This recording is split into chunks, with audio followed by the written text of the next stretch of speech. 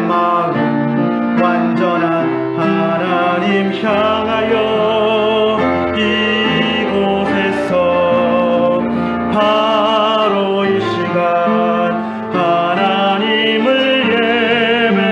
예배합니다. 내 영혼 거룩한 내 영혼 거룩한 은혜를 향하여 내 마음 완전한 하나님 향하여 이곳에서 바로 이 시간 하나님을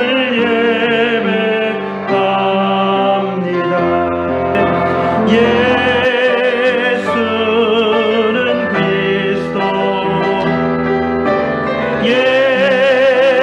예수는 주,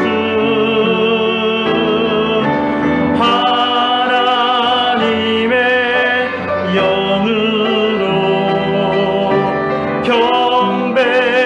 경배드리리. 지존하신 주님 이름 앞에, 지존하신 주님 이름 앞에 모두 무릎 꿇고 나 경배해. 거룩하신 주님 보좌 앞에 엎드려 절하세. 예수는 그리스도, 예수는 주, 하나님의 영으로 경배드리리. 예수는 그리스도, 예수는 주, 예수는 그리스도, 예수는 주, 하나님의 영으로 경배드리리. 너희 모든 나라들아 여호와를 찬양하며 너희 모든 백성들아 그를 찬송할지어다. 우리에게 향하신 여호와의 인자하심이 크고 여호와의 진실하심이 영원하미로다. 할렐루야. 아멘. 하나님 아버지 은혜를 감사합니다. 오늘도 저희들을 사랑하여 주시고 주님의 품 안으로 불러주심을 감사를 드립니다. 거룩한 주의 전에 나와서 또 가정에서 온라인으로 하나님을 바라보며 예배하는 주의 사랑하는 자녀들을 이 시간 하나님 살펴주시고 우리가 예배할 때 하나님을 온전히 만나고 하나님이 주시는 음성을 듣고 또 하나님 안에서 기뻐하며 감사하는 예배의 시간이 될 수 있도록 인도하여 주시옵소서. 이 시간 우리를 만나 주실 줄 믿사옵고 우리 주 예수님의 이름으로 기도드리옵나이다. 아멘. 주를 멀리 떠났다 이제 옵니다. 나 죄의 길에 시달려 주여 옵니다. 나 이제 왔으니 내 집을 찾아 주여 나를 맞으사 맞아주소서. 그 귀한 세월 보내고 이제 옵니다. 나 뉘우치는 눈물로 주여 옵니다. 나 이제 왔으니 내 집을 찾아 주여 나를 감사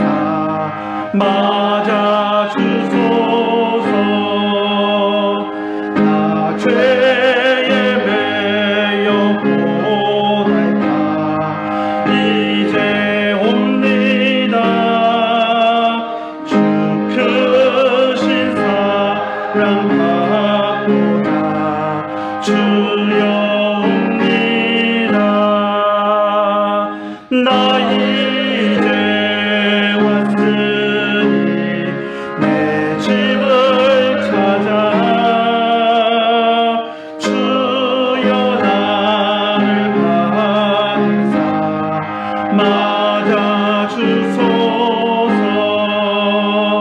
이 병든 마음을 고치려 이제 옵니다.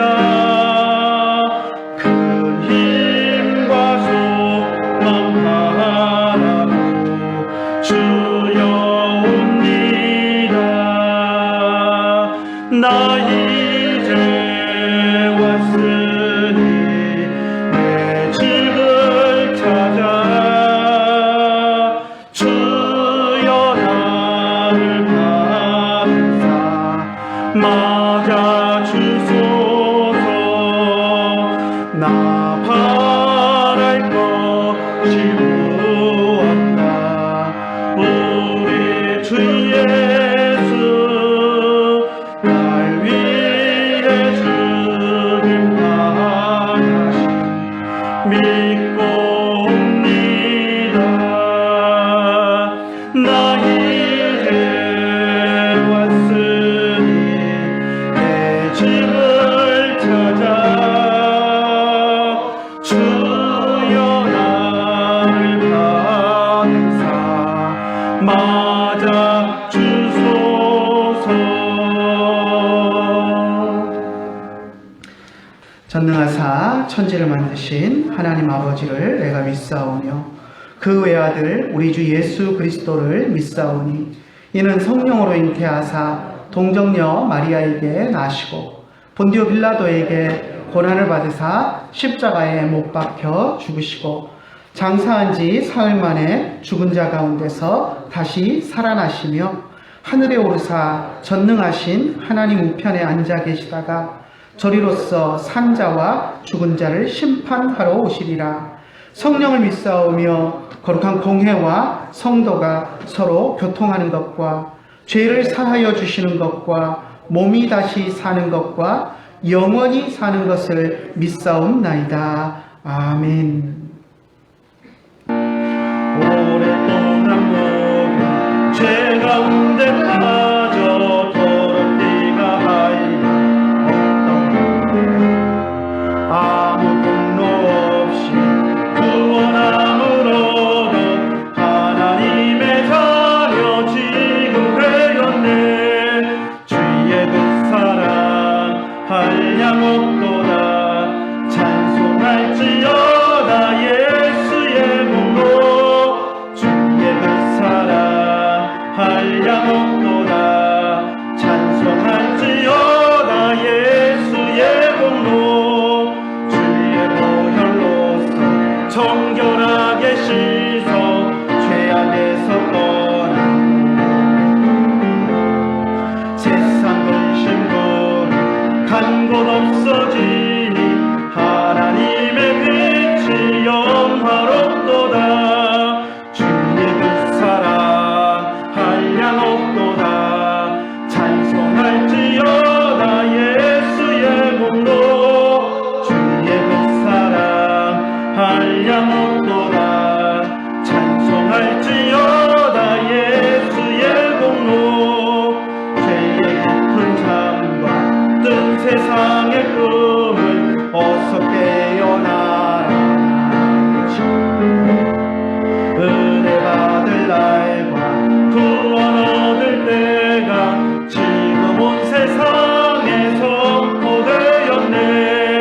주의 그 사랑 한량 없도다 찬송할지어다 예수의 공로. 주의 그 사랑 한량 없도다 찬송할지어다 예수의 공로. 하나님의 말씀 같이 나누겠습니다. 하나님의 말씀 사도행전 4장 1절부터 22절까지 말씀입니다.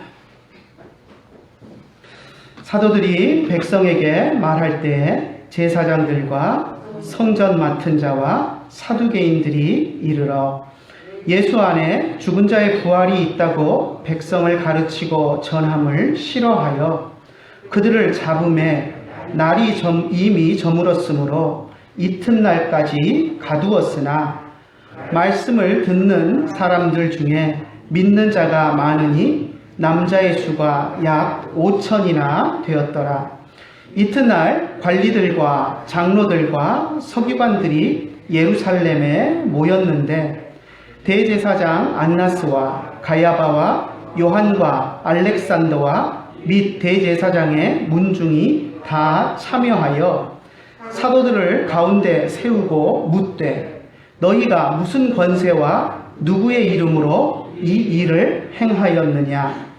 이에 베드로가 성령이 충만하여 이르되 백성의 관리들과 장로들아, 만일 병자에게 행한 착한 일에 대하여 이 사람이 어떻게 구원을 받았느냐고 오늘 우리에게 질문한다면 너희와 모든 이스라엘 백성들은 알라. 너희가 십자가에 못 박고 하나님이 죽은 자 가운데서 살리신 나사렛 예수 그리스도의 이름으로 이 사람이 건강하게 되어 너희 앞에 섰느니라. 이 예수는 너희 건축자들의 버린 돌로서 집 모퉁이의 머릿돌이 되었느니라. 다른 이로서는 구원을 받을 수 없나니 천하 사람 중에 구원을 받을 만한 다른 이름을 우리에게 주신 일이 없음이러라 하였더라. 그들이 베드로와 요한이 담대하게 말함을 보고 그들을 본래 학문 없는 범인으로 알았다가 이상히 여기며 또 전에 예수와 함께 있던 줄도 알고 또 병 나은 사람이 그들과 함께 서 있는 것을 보고 비난할 말이 없는지라 명하여 공회에서 나가라 하고 서로 의논하여 이르되 이 사람들을 어떻게 할까? 그들로 말미암아 유명한 표적 나타난 것이 예루살렘에 사는 모든 사람에게 알려졌으니 우리도 부인할 수 없는지라. 이것이 민간에 더 퍼지지 못하게 그들을 위협하여 이후에는 이 이름으로 아무에게도 말하지 말게 하자 하고 그들을 불러 경고하여 도무지 예수의 이름으로 말하지도 말고 가르치지도 말라 하니 베드로와 요한이 대답하여 이르되 하나님 앞에서 너희의 말을 듣는 것이 하나님의 말씀을 듣는 것보다 옳은가 판단하라. 우리는 보고 들은 것을 말하지 아니할 수 없다 하니 관리들이 백성들 때문에 그들을 어떻게 처벌할지 방법을 찾지 못하고 다시 위협하여 놓아 주었으니 이는 모든 사람이 그 된 일을 보고 하나님께 영광을 돌림이라. 이 표적으로 병 나은 사람은 40여 세나 되었더라. 아멘. 우리가 지난 몇 주 동안 사도행전 2장과 3장의 말씀들을 통해서 오순절 성령 강림 사건 이후에 복음이 예루살렘 전역에 어떻게 역동적으로 전파되었는가 하는 것들을 우리가 살펴보았습니다. 혀의 모양으로 제자들의 머리 위에 임했던 성령은 놀라운 언어의 은사를 제자들에게 주었습니다. 그래서 우리가 방언이라고 이야기를 하죠. 그 방언의 은사를 주셔서 언어가 서로 다른 사람들에게 복음을 전할 수 있도록 그렇게 하셨습니다. 제자들의 전도와 또 그날 있었던 베드로의 설교를 통해서 오순절 하루 만에 3,000명이 예수를 믿고 회개하는 그러한 일들이 일어나는 것을 우리가 사도행전 3장을 통해서 보았고요. 그리고 4장에서 이제 며칠 뒤 지나서 있었던 사건인지는 우리가 정확히 알 수 없지만 오순절 얼마 되지 않아서 성전 미문에 앉아있던 안전뱅이를 베드로와 요한이 일으키고 그리고 나서 성전 안에 들어가서 솔로몬 행각이라고 불리우는 곳에서 베드로가 설교함으로써 그때 수많은 사람들이 예수님을 믿었던 그러한 모습들을 우리가 보았습니다. 오늘 우리가 읽은 본문에 보니까 베드로의 그 솔로몬 행각의 설교로 말미암아서 예수님을 믿게 된 자가 5천 명이나 되었다라고 이야기를 합니다. 4절에 나옵니다. 4절 한번 같이 읽어볼까요? 말씀을 들은 사람 중에 믿는 자가 많으니 남자의 수가 약 5천이나 되었더라. 며칠 사이에 오순절을 시작으로 해서 며칠 상간에 예루살렘 시내가 복음으로 발칵 뒤집혔습니다. 그래서 복음의 능력이 예루살렘 도시를 며칠 사이에 얼마나 뒤덮었는가 하는 것을 우리가 3장과 4장을 통해서 보았었습니다. 그런데 이렇게 복음의 빛이 세상에 드러나고 빛을 발하기 시작하면 사탄은 어김없이 그것을 방해하기 위해서 일을 꾸밉니다. 오늘 우리가 읽은 본문이 바로 그 사탄의 방해하는 그런 모습을 보여줍니다. 사탄은 복음을 방해하기 위해서 세상에서 힘을 가진 사람들을 이용합니다. 세상에 권세 잡은 사람들을 이용해서 복음 전파를 방해합니다. 1절에 보니까 복음 전파를 방해하는 사람들을 세 그룹으로 나누어서 이야기합니다. 제사장들과 성전 맡은 자와 사두개인이다 라고 이렇게 세 그룹으로 나누어서 이야기를 하는데요. 셋으로 나누어 놓았지만 어떻게 보면 다 한 통속입니다. 이들은 유대 사회에서 제일 영향력이 큰 사람들이었는데요. 당시 유대인들은 로마의 식민 지배를 받고 있었습니다. 하지만 로마 제국이 유대인들에게 대제사장을 중심으로 해서 자치권을 부여해 주었습니다. 그래서 로마의 식민 지배를 받고 있기는 했지만 유대 사회 속에서 대제사장은 최고의 권력 중심에 있던 그런 사람이었습니다. 대제사장을 중심으로 해서 이제 제사장들이 권력을 가지고 있었고요. 그리고 성전 맡은 자들이 있었습니다. 이 성전 맡은 자들이라고 표현된 사람들은 대제사장의 측근들입니다. 어떻게 보면 권력의 실세에 있는 그런 사람들인데요. 성전의 치안과 성전 운영에 있어서 전반적인 것들을 다 관리하고 운영하는 그런 사람들이었습니다. 그리고 세 번째로 사두개인을 언급을 하는데요.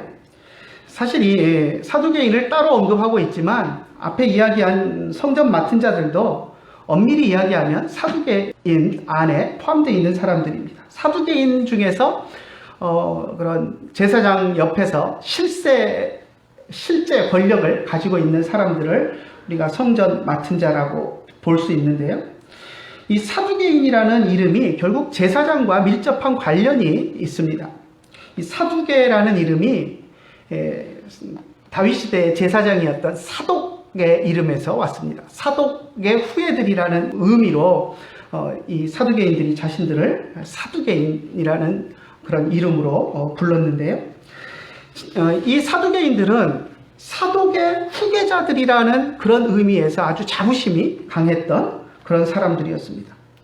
그래서 대제사장과 성전을 중심으로 해서 자신들의 어떻게 보면 정치적이고 종교적인 그런 세력을, 집단을 형성한 것이 이 사두개인이라고 우리가 이야기할 수 있습니다.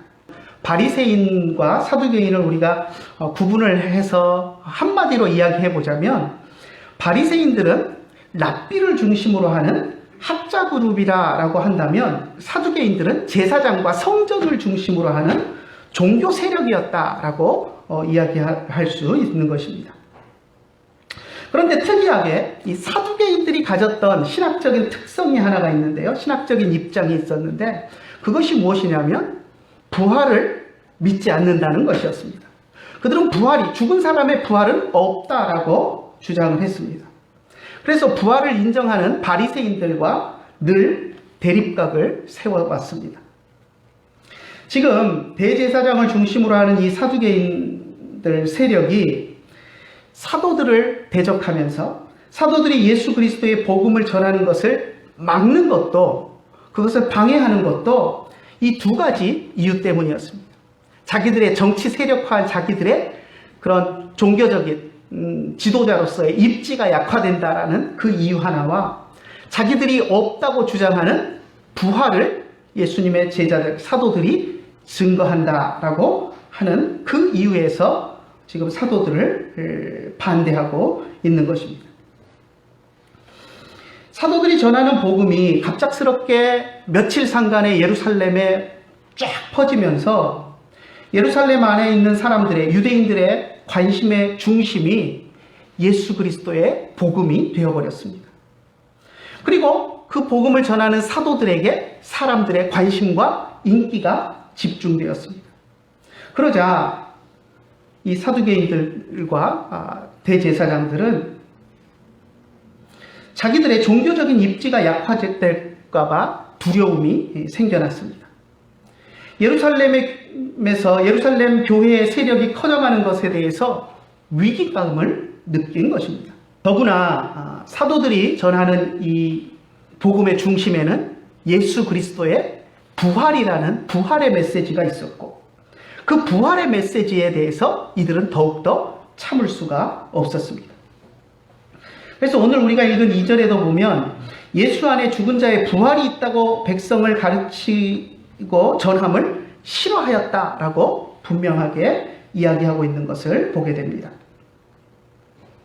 그래서 그들은 자신들의 가진 힘과 권력을 총동원해서 사도들의 입을 틀어막으려고 했습니다. 그래서 아무 정당한 사유 없이 사도들을 붙잡아서 하루 동안 감금했고, 그리고 그 다음날 끌어내어서 산헤드린 공회 앞에 세웠습니다. 그리고 공회를 통해서 이들을 처벌하고자 하는 그런 목적이었던 것입니다. 그래서 산헤드린 공회 안에 세워놓고 묻습니다. 뭐라고 묻습니까? 7절 한번 같이 읽어볼까요? 사도들을 가운데 세우고 묻되 너희가 무슨 권세와 누구의 이름으로 이 일을 행하였느냐? 무슨 권세와 누구의 이름으로 이 일을 행하였느냐라고 물었습니다. 베드로와 요한이 성전 미문에서 구걸하던 안전뱅이를 일으킨 것과 솔로몬 행각에서 사람들을 모아놓고 설교한 것에 대해서 문제를 삼은 것입니다. 그 일들을 누구의 권세와 누구의 이름으로 이 일들을 했느냐라고 묻는 것입니다. 순진한 우리들은 이 질문을 들으면 대제사장이 베드로와 요한을 향해서 안전뱅이를 일으킨 능력이 어디서 나왔나 하는 것을 묻는 것처럼 느낍니다. 그렇지 않습니까? 그게 상식적이잖아요. 지금 안전뱅이를 일으킨 것이 지금 예루살렘에서 소문이 쫙 퍼지고 모든 사람들의 관심이 집중되었으니까 불러다 놓고 니들이 안전뱅이를 어떻게 고쳤느냐, 누구의 능력으로 그것을 고쳤느냐 하고 묻는 것이 상식적인 질문이기 때문에 우리는 그렇게 물었을 것이라고 생각합니다. 무슨 권세와 누구의 이름으로 이 일을 했느냐. 하지만 제사장의 질문은 그것이 아니었습니다. 그의 질문의 핵심은 뭐냐면 누구 허락받고 감히 그 일을 했느냐 하는 것입니다. 성전에서 누구 허락받고 이 일들을 벌였느냐 하는 것입니다. 거기에 초점이 있었습니다. 솔로몬 행각에서 사람들을 모아놓고 설교를 했는데 오늘날로 이야기하면 광장에다 사람들 모아놓고 집회를 했는데 누구에게 집회 신고를 하고 했느냐 하는 것입니다. 이것이 너희가 무슨 권세와 누구의 이름으로 이 일을 행하였느냐 하는 질문의 핵심이었습니다. 베드로 사도도 대제사장의 질문의 핵심을 잘 알고 있었습니다. 하지만 그들을 향해서, 대제사장과 사두개인들을 향해서 조금은 항의적인 그런 대답을 합니다. 9절을 한번 볼까요? 만일 병자에게 행한 착한 일에 대하여 이 사람을 어떻게 구원을 받았느냐고 오늘 우리에게 질문한다면 하고 이야기합니다. 자, 만일 질문한다면 네가 지금 누구의 권세와 누구의 이름으로 이 일을 했느냐라고 묻고 있는데, 만일 네가 이렇게 질문한다면 내가 대답하겠다라는 겁니다. 그러니까 그 질문이 이런 질문이 아니다라는 것을 이야기하고 있는 거죠. 지금 대제사장이 어떤 권세와 누구의 이름으로 했느냐라고 묻는데, 그 일이 이 사람을 어떻게 구원받게 했느냐, 이 사람이 어떻게 나았느냐, 어떤 권세로 이 일을 행했느냐라고 우리가 생각하는 것처럼 묻는 것이 아니라, 누구 허락받고 감히 이 일들을 성전에서 행했느냐라고 너희들이 지금 묻고 있지만, 만약에 너희들이 묻는 그 질문이 그것이 아니라 이 사람에게 안전뱅이가 일어난 일에 대해서 어떻게 고침을 받았느냐고 니네가 묻는다면, 그러니까 그렇게 묻지는 않았지만 그렇게 묻는다고 가정을 하면 내가 이렇게 대답하겠다라고 이야기하고 있는 것입니다. 뭐라고 대답합니까? 10절 한번 볼까요? 너희와 모든 이스라엘 백성들은 알라, 너희가 십자가에 못 박고 하나님이 죽은 자 가운데서 살리신 나사렛 예수 그리스도의 이름으로 이 사람이 건강하게 되어 너희 앞에 섰느니라. 만약 너희가 어떤 능력으로 이 사람이 나음을 입게 되었는가 하는 것을 묻는다면 이렇게 대답하겠다라고 하면서 지금 예수 그리스도의 이름으로 이 사람이 건강하여졌다라고 선포를 했습니다. 그들 눈앞에 벌어진 이 일, 안전뱅이가 걷게 된 이 사건이 예수님의 이름의 권세로, 예수님을 믿는 그 믿음으로 된 것이다 라고 당당하게 공회 앞에서 선포한 것입니다. 그리고 난 후에 베드로는 공회 석상에서 당당하게 예수님이 그리스도요, 메시아요, 하나님께서 우리에게 주신 유일한 구원자이심을 분명하게 선포했습니다. 11절과 12절 다시 한번 볼까요? 이 예수는 너희 건축자들의 버린 돌로서 집 모퉁이의 머릿돌이 되었느니라.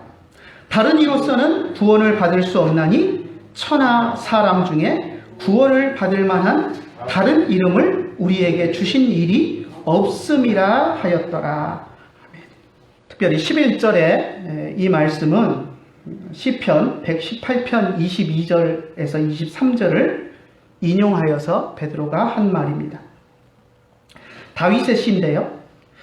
다윗은 성전을 짓기 위해서 성전 건축을 꿈꾸었던 사람입니다. 그래서 아마 시를 지어서 표현할 때도 성전 건축을 머릿속에 늘 염두에 두고 있으니까 시를 지을 때도 성전 건축과 관련된 그런 비유와 표현으로 시를 지었던 것 같습니다. 시편 118편에서 보면 시를 지어 노래하는데 건축에 대한 비유를 사용합니다. 그래서 건축자들의 집을 지을 때 어떤 돌을 가지고 주춧돌을 삼을 것인가 고민하고 판단하고, 왜냐하면 집을 지을 때 주춧돌을 놓는 돌이 중요하기 때문에 튼튼하고 큰 돌로 잘 골라서 주춧돌을 세워야 그 위에 높이 무거운 건축 자재들을 쌓아 올려도 흔들리지 않고 튼튼한 집이 되기 때문에 건축자들이 늘 고민하는 것이 기초돌을 어떤 것을 고를 것인가. 잘못 골라서 세웠는데 그 위에 쌓아져 올라가다가 밑에 받쳐놓은 돌이, 주춧돌이 빡 깨져버리는 사태가 생긴다거나 하면 곤란한 일이 일어나니까 튼튼한 돌을 골라서 주춧돌을 삼으려고 노력을 합니다.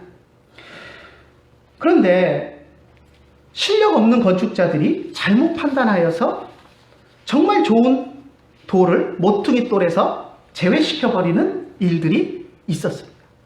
그리고 그 버려진 돌을 다른 건축자가 그 가치를 알아보고 가져가서 다른 집을 지으면서 이제 모퉁이 돌로 사용하는 그런 일들이 있기도 했는데요. 이러한 상황들을 생각하면서 시를 지었습니다. 실제로 한번 시편 118편 말씀을 한번 읽어볼까요? 자, 시편 118편 22절, 23절 한번 화면 보면서 같이 읽어보겠습니다. 건축자가 버린 돌이 집 모퉁이의 머릿돌이 되었으니 이는 여호와께서 행하신 것이요 우리 눈에 기이한 바로다. 시편 118편 22절에서 집 모퉁이의 머릿돌이 되었다라고 이야기하는데요. 여기서 이야기하는 집은 성전을 의미합니다. 하나님이 세우실 영적인 건물로서의 성전을 우리가 생각해 본다면 하나님께서 그 주춧돌로, 영적인 성전의 주춧돌로 예수님을 보내셨는데, 이스라엘 나라 안에 있는 영적인 지도자들이라고 이야기하는, 어떻게 보면 영적인 성전을 건축하는 건축자의 역할을 해야 하는 이 유대 종교 지도자들이 예수님을 배척하고, 그리고 그 배척당한 예수님을 하나님께서 놀랍게도 그 예수님을 하나님의 영적인 성전을 세우는 주춧돌로 삼으실 것을 다윗이 시편을 통하여서 예언한 것이었습니다. 다윗의 이 시편 118편의 예언을 베드로가 인용하여서 유대인들이 예수님을 십자가에 못 박아 죽인 것을 하나님이 세우신 메시아를 배척한 것으로, 마치 다윗의 시편에서 건축자들이 주춧돌이 되어야 마땅한 예수님을 배척했는데, 그 건축자의 버린 돌이 하나님이 성전을 세우는 머릿돌로 세웠다라고 하는 그 비유로 예수님에 대해서 이야기를 한 것입니다. 그래서 베드로는 이 시편을 이용하여 유대인들이 예수님을 십자가에 못 박아 죽인 것을 지적하고 책망했습니다. 사실 이 시편 118편 22절의 말씀을 인용한 것은 베드로의 독창적인 그러한 생각은 아니었습니다. 이것은 이미 예수님이 십자가를 지시기 직전에 대제사장들을 비롯한 유대 종교 지도자들과 논쟁할 때 하셨던 말씀입니다. 한번 볼까요? 마태복음 21장 42절의 말씀인데요. 한번 같이 읽어보겠습니다. 예수께서 이르시되 너희가 성경에 건축자들의 버린 돌이 모퉁이의 머릿돌이 되었나니 이것은 주로 말미암아 된 것이요 우리 눈에 기이하도다 함을 읽어본 일이 없느냐. 예수님이 십자가에 못 박히시기 바로 그 주간이죠. 일주일 동안 예루살렘에 입성하셔서 있었던 그 기간 동안에 있었던 논쟁에서 예수님이 하셨던 말씀인데요. 예수님이 돌아가시기 며칠 전에 예수님은 유대인들과 논쟁을 하면서 대제사장들에게 소리치기를 건축자의 버린 돌이 모퉁이의 머릿돌이 되었다라고 하는 말씀을 읽어본 일이 없느냐라고 하면서 이 말씀을 통해서 유대인들이 예수님을 배척하고 버렸지만 예수님께서 하나님 나라를 세우는 주춧돌이 되도록 하나님이 예수님을 세우셨다라고 하는 그 말씀을 하셨었습니다. 그리고 예수님은 이 말씀 이후에 결국 유대인들은 하나님의 나라를 잃을 것이고 하나님이 이방인들로 인하여서 하나님의 나라를 채우실 것이다 하는 그런 말씀을 이어서 하셨었습니다. 예수님이 하셨던 이 말씀을 베드로는 기억하고 있다가 이 말씀을 이제 공회 앞에서 당당하게 외친 것입니다. 사실 저는 베드로가 이 말씀을 염두에 두고 이렇게 항상 기억하고 있었을 것 같지는 않아요. 아마 성령이 그 순간에 공회 석상에 섰을 때 평소에 베드로가 이 말씀을 기억하고 있지는 못했지만 성령께서 이 말씀을 기억나게 하셨고, 그리고 공회 앞에서 이 말씀을 외칠 수 있도록 필요한 말씀을 성령이 기억나게 하셨을 것이다 라고 생각합니다. 왜냐하면 예수님이 떠나신 이후에 성령을 보내주셔서 예수님이 하셨던 말씀을 기억나게 하실 것이다 라고 약속해 주셨기 때문에 베드로가 아마도 공회 석상에서 해야 할 말들을 성령이 기억나게 하셔서 그렇게 외칠 수 있도록 하셨을 것으로 믿습니다. 자, 베드로는 이렇게 예수님을 시편 118편에 건축자가 버린 머릿돌이다라고 이렇게 이야기하면서 예수님에 대해서 이야기를 했고요. 여기서 그치지 않고 한 발 더 나아가서 베드로는 예수 그리스도는 하나님께서 이 세상에 주신 유일한 구원자, 다시 말해서 분명한 메시아다라는 것을 이야기를 했습니다. 우리가 조금 전에 읽었던 12절에 보면 다른 이로서는 구원을 받을 수 없나니 천하 사람 중에 구원을 받을 만한 다른 이름을 우리에게 주신 일이 없다라고 하면서 예수님만이 유일한 구원자이신 것을 분명하게 공회석상에서 선포했습니다. 베드로의 이 당당한 외침 앞에 대제사장들이 놀랐습니다. 산헤드린 공회의 모든 공회원들이 깜짝 놀랐습니다. 그들은 베드로에 대해서 어떻게 생각했었냐면 갈릴리 어부 출신이니까 성경에 대해서 알지도 못하고 배운 적도 없고 또 논리적으로 말하는 그런 조목조목 이야기하는 방법을 배운 적도 없는 그냥 평범한 사람이라고 생각을 했습니다. 그러니까 동네 아저씨로 생각한 겁니다. 길 가다가 만날 수 있는 흔한 동네 아저씨들, 뭐 말을 시키면 논리적으로 말할 줄도 모르고 그냥 버벅대는 그런 사람인 줄 알았는데 성경에 다윗의 말을 인용을 해서 그 비유를 가지고 예수님에 대해서 이분 그 주춧돌이 바로 건축자들의 버린 돌이 집 모퉁이의 머릿돌이 된 그분이 바로 예수님에 대한 비유다라고 하면서 다윗의 시를 인용해서 예수님을 이야기하고 예수님을 메시아로 논리정연하게 이야기해 나가는 그 모습을 보면서 깜짝 놀랐던 것입니다. 그리고 그들은 베드로의 이 말을 들으면서 예수님이 십자가에 처형되시기 전에 며칠 전에 자기들과 논쟁하면서 예수님이 이 시편의 말씀을 가지고 하셨던 그 말이 떠올랐을 것입니다. 그때 기분이 어땠을까요? 베드로가 했던 이 시편의 비유를 들으면서 예수가 죽기 전에 우리들 앞에서 했던 말인데 라고 하는 것을 깨닫는 순간 아마 등이 쭈뼛하게 섰을 것입니다.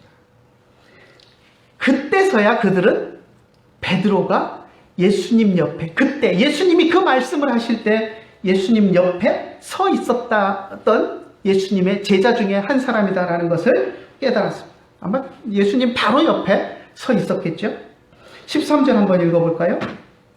그들이 베드로와 요한이 담대하게 말함을 보고 그들을 본래 학문 없는 범인으로 알았다가 이상히 여기며 또 전에 예수와 함께 있던 줄도 알고, 예수와 함께 있던 사람들이었구나, 그때 내가 봤는데, 그제서야 깨닫게 된 것입니다.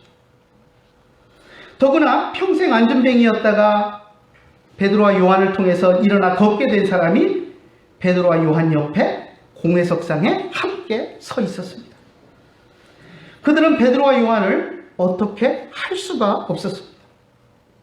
그들이 안전뱅이를 일으킨 것을 사기다, 거짓말이다 라고 이야기할 수도 없었습니다. 왜냐하면 일어난 그 사람이 버젓이 옆에 서 있고, 그 사람은 어떻게 보면 유명 인사입니다. 모든 사람이 성전을 출입하면서 늘 수십 년 동안 저기 앉아서 걷지 못하는 안진뱅이로 구걸하던 사람이라고 예루살렘 성전을 출입하는 모든 사람들이 다 아는 사람인데 그 사람이 똑 서 있는 겁니다. 공회석상에. 그러니 그 안진뱅이를 일으킨 것은 사기다, 거짓말이다 이야기할 수도 없고 할 말을 잃어버리게 된 것입니다. 그렇다고 베드로의 말처럼 예수님의 이름의 능력으로 그가 걷게 되었다 인정할 수도 없었습니다. 인정하기가 싫었던 거죠. 더구나 이미 하루 사이에 안전뱅이가 일어났다는 소문이 온 예루살렘에 다 퍼져버렸습니다. 그리고 그 안전뱅이는 성전을 드나드는 사람은 누구나 다 알고 있는 그 사람이 바로 주인공이었습니다. 그러니 아마 남들이 모르는 안전뱅이가 일어났다 그러면 파급 효과가 덜했을 것입니다. 여러분 한번 생각해 보십시오. 여러분이 소문을 들었습니다. 뭐 안전뱅이가 일어났대, 어떤 사람이 일으켰대. 근데 그 안전뱅이를 내가 모르는 사람이면 그런가? 그럴 수도 있을까? 뭐 그런 거 그냥 넘어갈 겁니다. 그런데 내가 맨날 봐서 알고 있는 그 안전뱅이, 한평생 어렸을 때부터 내가 봐왔고 늘 성전, 수십 년 동안 성전 문 앞에 앉아서 내가 걷는 걸 한 번도 본 일이 없는 그 안전뱅이가 일어났다라고 이야기하면 충격은 훨씬 다릅니다.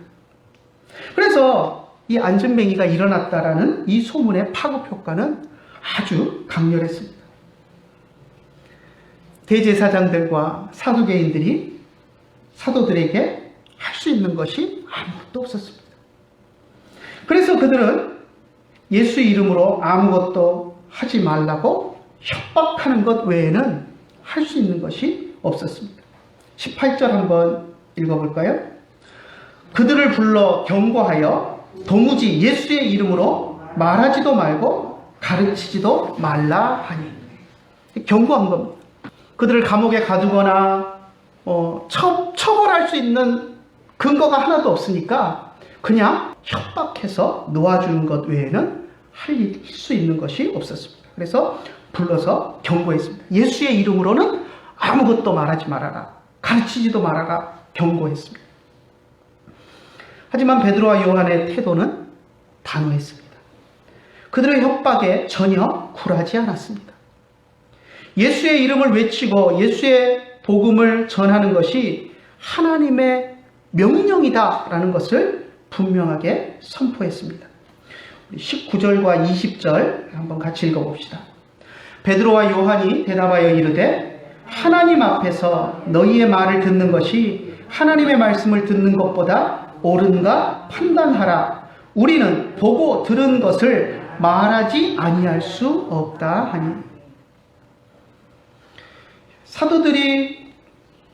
사도들을 통해서 예수 그리스도의 복음이 선포되자 사탄은 권력자들을 동원해서 복음이 전해지지 못하도록 방해했습니다. 그것을 우리가 보았습니다. 하지만 사도들은 전혀 그 협박에 굴하지 않고 당당하게 하나님의 명령에 순종하는 것이 너희의 말을 듣는 것보다 옳다라고 하면서 당당하게 맞섰습니다. 사도들을 통해서 예수 그리스도의 복음이 선포되자 사탄은 권력자들을 통해서 복음이 전해지지 못하도록 막았던 것처럼 오늘날도 교회 안에서 바른 말씀이 선포되고 예수 그리스도의 복음이 전파되는 곳에는 항상 이 방해꾼들이 일을 합니다. 사탄은 늘 방해꾼들을 보냅니다. 그 방해꾼들의 대부분이 힘과 권력을 가진 사람들입니다. 교회 안에서 우리가 일을 하려고 할 때에도, 교회가 뭔가를 해보려고 하고 교회 안에서 우리가 하나님이 우리에게 주신 일들을 감당해 보려고 할 때도 늘 힘과 권력을 가진 사람들이 방해를 하는 일들이 생깁니다. 때로는 교회 안에서 오랫동안 털을 닦고 있으면서 기득권을 가지고 영향력을 행사하는 사람이 방해를 할 때도 있고요. 또 교회가 복음을 전하려고 할 때 세상 권력을 가진 정부나 기관이 방해를 할 때도 있습니다. 그런 사람들 앞에서 우리가 가져야 할 태도가 무엇입니까? 바로 조금 전에 우리가 읽었던 이 19절과 20절의 말씀과 같은 그런 태도입니다. 베드로와 요한이 공회 앞에서 가졌던 태도. 하나님 앞에서 너희 말을 듣는 것이 하나님의 말씀을 듣는 것보다 옳은가 판단하라. 권력을 가진 사람들의 말을 듣는 것보다 하나님의 말씀을 듣는 것이 더 옳다라는 분명한 확신을 우리가 가져야 합니다. 그리고 단호하게 우리는 보고 들은 것을 전하라고 하신 하나님의 명령을 우리가 따를 수밖에 없다. 보고 들은 것을 말하지 않을 수가 없다라고 이야기한 이 사도들의 태도를 우리가 가져야 합니다. 코로나19 상황을 우리가 지난 1년 동안 경험하면서 정부가 교회를 향해서 예배를 제한하는 조치들을 내어놓는 그런 모습들을 보았습니다. 그리고 교회와 정부가 계속 갈등을 초래하고 있습니다. 이번 정부의 많은 사람들이 또 사회주의, 또 공산주의를 흠모하고 또 또 좋아하는 그런 사람들이 많기 때문에 거기에 심취해 있는 사람들이 많아서 심지어는 이 정부가 교회를 말살하려고 한다라는 그런 이야기들도 나오고 그런 의심을 받기에 충분한 그런 일들이 벌어졌습니다. 만일 세상 권력을 가진 사람들이 교회의 가치에, 교회와 예배의 가치, 우리가 소중하게 여기는 이 예배의 가치에 대해서 폄하하면서 전염병 앞에서 예배의 가치는 무시해도 좋다, 예배를 금해라, 폐해라 라고 이야기한다면 우리는 예배를 지키기 위해서 그들 앞에서 목숨을 걸고라도 우리는 싸워야 합니다. 그들은 복음 전파를 방해하는 세력이기 때문입니다. 하지만 그들이 우리의 예배와 우리의 신앙을 존중해 주면서 질병과 전염의 전파를 막기 위해서 이렇게 예배해 주십시오, 이런 규칙을 지키면서 예배해 주십시오, 예배는 정말 소중하지만 우리 사회를 위해서 이렇게 협조해 주십시오라고 한다면 우리는 적극적으로 그들의 요청을 수용하고 따라야 합니다. 세상이 복음을 전하는 방해꾼으로서 세상 권력자들이 우리를 핍박하는 것인가? 아니면 정말 이 사회를 지키고 또 우리의 신앙의 가치를 존중해 주는 일인가를 우리는 잘 판단을 해야 합니다. 그리고 더 중요한 것은 이 코로나 사태 속에서 보면서 느끼는 더 중요한 것은 무엇이냐면 우리 믿는 사람들의 태도입니다. 신앙의 태도입니다.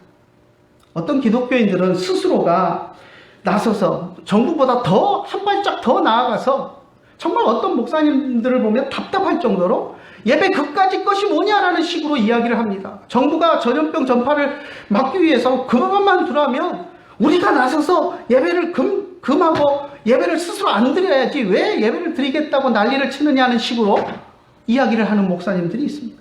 예배를 아무짝에도 가치가 없는 전염병 전파를 막을 수 있다면 예배는 얼마든지 갖다 버릴 수 있다라는 식으로 이야기하는 태도입니다. 아주 잘못된 태도입니다.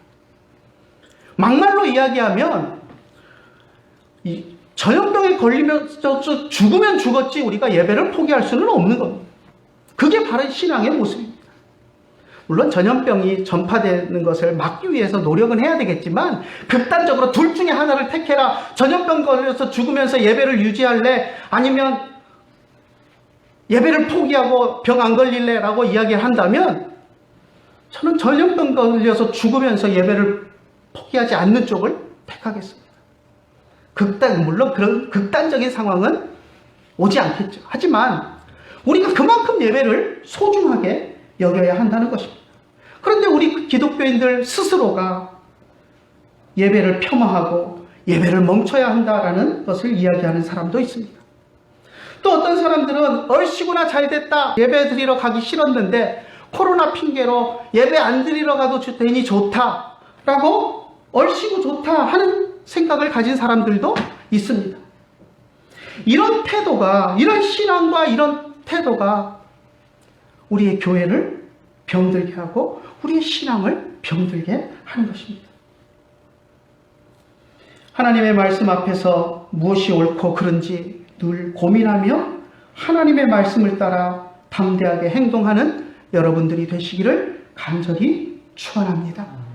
세상 권력 가진 사람들이 협박하는 것이 두려워서 피하거나 숨거나 하는 것이 아니라 하나님 앞에서 내가 어떤 신앙의 태도를 가지고 어떻게 살아가야 할지를 판단하고 하나님의 말씀 앞에서 당당하게 살아가고 또 선택하고 신앙으로 나아갈 수 있는 저와 여러분들이 되기를 간절히 축원합니다. 기도하겠습니다. 참 좋으신 하나님 아버지, 은혜를 감사합니다. 오늘도 주님 앞에 우리가 섰습니다. 예배당에서 또 형편에 따라 가정에서 온라인으로 주님 앞에 섰습니다. 주님 앞에 선 주의 사랑하는 자녀들을 하나님 만져주시고 베드로와 요한 사도가 공회석상 앞에서 권력을 가진 자들 앞에서 복음을 방해하는 그 방해꾼들 앞에서 당당하게 복음을 외치고 예수 그리스도가 메시아이심을 드러내고 외쳤던 것처럼, 예수의 이름에 능력이 있다고 당당하게 선포했던 것처럼, 예수 이름으로 말하는 것을 금하라고 협박하는 그들을 향해서 예수님이 메시아이심을 증거하지 않을 수 없다고 단호하게 고백했던 그들처럼 우리들도 하나님을 섬기는 일이 얼마나 소중하고 중요한 일인지를 깨달을 수 있도록 인도하여 주시고, 하나님을 예배하고 복음을 전하는 일에 우리의 모든 것을 걸 수 있도록 주님 인도하여 주시옵소서. 어떤 협박과 외압에도 굴하지 않게 하시고 예수 그리스도의 이름을 의지하여서 담대함으로 나아가는 우리들이 될 수 있도록 인도하여 주시옵소서. 오늘도 귀한 예배의 시간을 주시고 주님 앞에 무릎 꿇을 수 있게 하심을 감사드리며 우리 주 예수님의 이름으로 기도드리옵나이다. 아멘. 십자가 질 수 있나 주가 오실 때 죽기까지 따르리 손끝에 나가였다. 우리의 심령 주의 것이니 주님의 형상 만드소서. 주인 것 따라 살아갈 동안 사랑과 충성 늘 바치오리다. 너는 기억하고 있나 그동안 한 것들 그가 내게 하였을 때 나 건너라 받았다. 우리의 심령 주의 것이니 주님의 형상 만드소서. 주인도 따라 살아갈 동안 사랑과 충성 늘 바치오리다. 걱정 근심 어른들을 너를 불러 덮을 때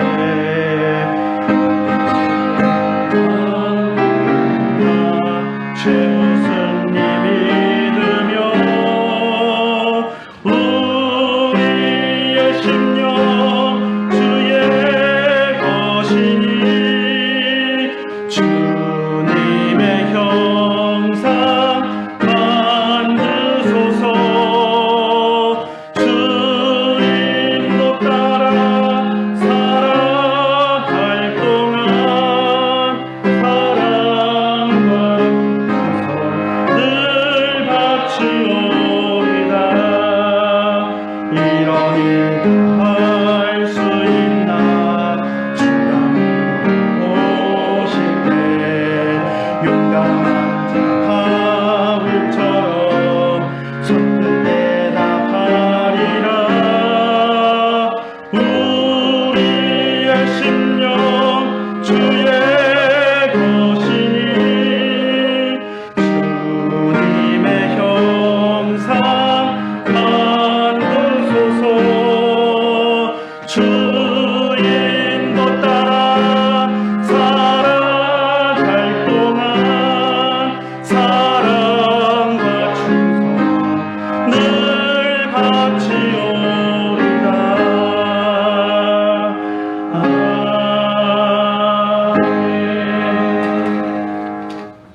우리 평안 나눔하겠습니다. 베아타 샬롬, 우베이트카 샬롬, 베콜 아쉐르 레카 샬롬. 귀하신 주여 나의 붙들사 주께로 날마다 더 가까이 저 하늘나라 나 올라가 구주의 품 안에 늘 안기어